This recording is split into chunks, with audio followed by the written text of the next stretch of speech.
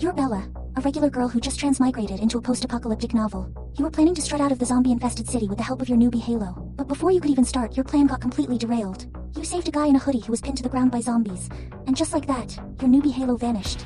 System No. 3 then informed you that it was because you had completed the task of finding the male lead. You stared at the hoodie guy, utterly dumbfounded, thinking, Wait, is this guy the male lead? But System No. 3 refused to give you any spoilers, leaving you standing there in the wind, utterly confused. Without the newbie Halo, the zombie horde surged towards you.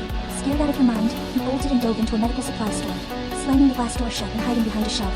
The hoodie guy followed you in, casually making a phone call while teasing you, calling you a little robot. You were dying inside. You'd been banking on that Halo to get out of the city safely, and now your whole plan was in shambles.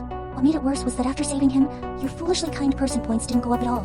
System No. 3 explained that your points would only increase if you displayed your foolishly kind person traits in front of the male lead. You glanced at the hoodie guy. No movement in your points. So, he wasn't the male lead. Then who the hell was he? Just as you were pondering this, there was a loud bang against the glass door. A group of zombies pressed their faces against it, their noses squished flat. You held your breath, too scared to make a sound, and used your phone to sneak a peek outside. Suddenly, a black SUV roared onto the sidewalk, mowing down a bunch of zombies before screeching to a halt in front of the store. The car door opened, and a man stepped out. His presence was so commanding it left you completely stunned. He was wearing a crisp white shirt and a navy blue jacket, casually holding a steel crossbow. His movements were so calm and elegant, it was like he was out shopping, instead of facing a zombie apocalypse. As the zombie horde surged toward him, he didn't even blink. He raised his hand and fired off a rapid series of shots, dropping zombies like a farmer harvesting wheat. His cold precision made your heart race. Who the hell is this big boss? You thought.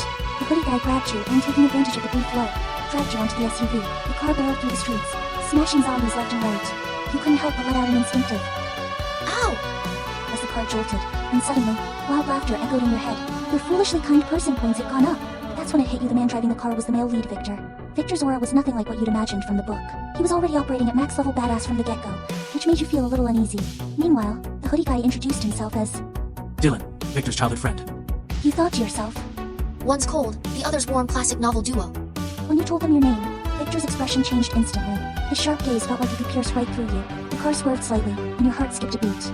You quickly put on your best innocent face. Throughout the ride, you discovered that every time you let out an ow, your foolishly kind person points would increase. So, you started ow, aimed like your life depended on it, and the wild laughter in your head became a constant background noise. As you approached the entrance to Highway 1 leading to New York City, you pretended to look troubled and said, you were waiting for someone who hadn't shown up. Dylan, predictably, took the bait and asked, where you were headed? You casually said, you wanted to go to Washington. Victor suddenly slammed on the brakes, his voice icy as he said, Get out!